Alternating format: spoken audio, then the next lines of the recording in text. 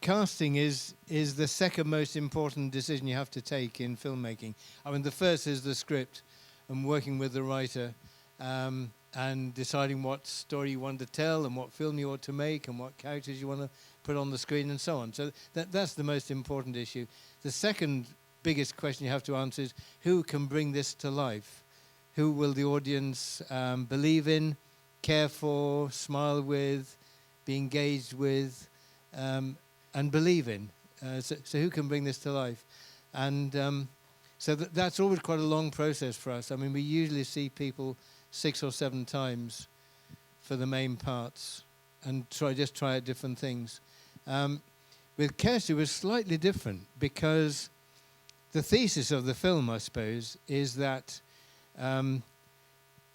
kids will have talents and abilities that are hidden and that we don't know about. So we thought, well, if what we're saying is true, we ought to be able to find Billy Casper in the film in the school we're going to shoot in. So we went to the school, which was where Barry had taught, actually Barry Hines had taught. And I think it was a 2-form entry, comprehensive school, secondary modern.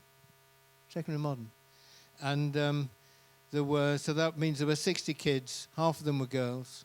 So we saw 30 kids, and David Bradley was one of them. And all the other boys were from that school, apart from 4 or 5 who we got from one other school. So it's absolutely of that place.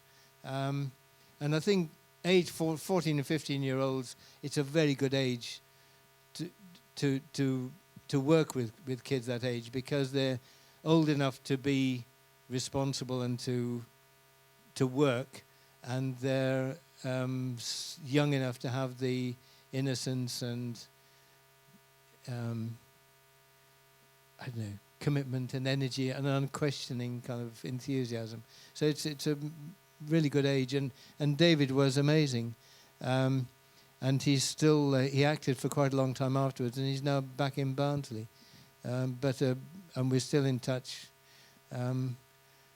Certainly over Christmas and a bit between, and he's now a very nice man in his 50s.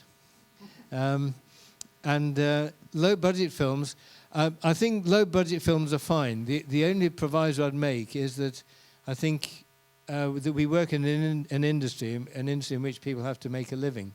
So I'm not in favour of no-budget films, unless they're absolute cooperatives in which everybody shares from whatever money comes in equally. And if there is any glory, then everybody gets it together. But by and large, I think there is a great danger in our business of people asking people to work for nothing and then just disappearing with the film.